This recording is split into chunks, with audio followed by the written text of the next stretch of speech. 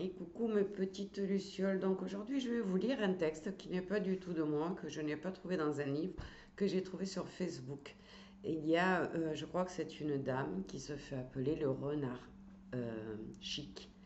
Et elle a des textes magnifiques, elle est auteure, hein, donc elle écrit, et j'ai trouvé que celui-ci était excellent, donc je vais vous le lire. Ça s'appelle le piège de la spiritualité spectaculaire. Beaucoup de gens veulent une évolution spirituelle impressionnante. Ils veulent ouvrir leur chakra, ressentir les énergies, comprendre l'univers, activer leur intuition galactique. Mais ils oublient un détail. Si ta vie quotidienne est un chaos absolu, tes énergies ressemblent souvent à un tiroir rempli de chaussettes orphelines. La spiritualité commence souvent par ranger un peu, ralentir, respirer, revenir à son corps. C'est pas très glamour, mais c'est très puissant.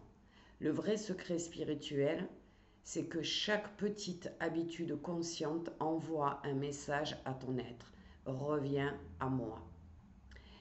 Même si c'est juste un verre d'eau, 10 minutes de marche, 3 respirations, une limite posée, un coin rangé, ce sont des micro-alignements énergétiques, des petits retours vers l'équilibre.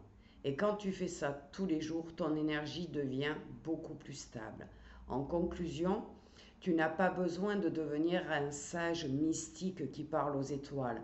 Parfois, l'évolution spirituelle commence simplement par boire de l'eau, dormir correctement, respirer, marcher un peu, arrêter de dramatiser chaque pensée. Ce n'est pas très spectaculaire, mais petit à petit, tu passes du chaos émotionnel ambulant à humain relativement stable avec un peu de sagesse et un plaid. C'est déjà un niveau spirituel très respectable.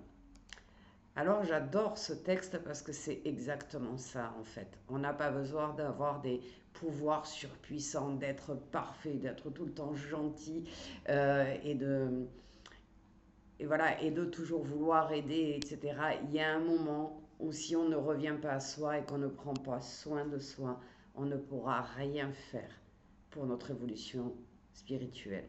Je vous souhaite à tous une belle journée et je vous dis à très bientôt.